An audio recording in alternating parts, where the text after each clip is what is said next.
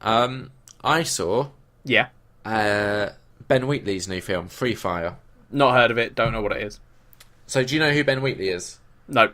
So Ben Wheatley has directed a film that I really enjoyed called Sightseers. Okay. And then he's done some films that I didn't enjoy so much, like Kill List, I wasn't a big fan of.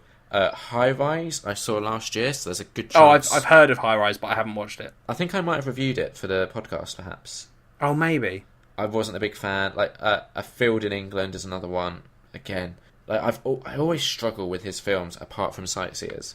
And Free Fire seemed to be a bit more pitched. Again, more like Sightseers was quite comedic, like a dark comedy, and Free Fire seemed to be pitched in that sort of vein. I'll be honest, the big draw for me to see it was the fact that it has Brie Larson in it. Okay. Essentially, the film is about someone from Ireland is in America trying to buy guns, set in the late 70s, and that deal goes wrong. It all takes place in a warehouse, pretty much, and it's all about these different characters and how wrong this deal goes and how it basically turns into a big shootout. Okay. The issue is the film is really good for the first 20 minutes or so, where it's a lot more dialogue focused, a lot more getting to know these characters and their exchanges with each other. It takes a bit of a dive when the shooting happens, and then it's only 90 minutes long, but by the end you kind of feel like the premise has outstayed its welcome. Got you.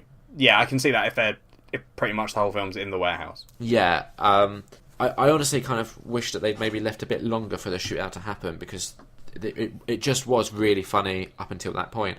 It's got Sharlto Copley in it, who you would know from District 9, perhaps. Oh, okay. He's great. He's really funny. I was actually surprised Armie Hammer is in it, who... what were you going to know for? He was in The Social Network. Haven't seen that. Okay, he's in other stuff, but I don't know what you would have seen. I was surprised at how funny he was. And Sam Riley is another guy who was really good in it.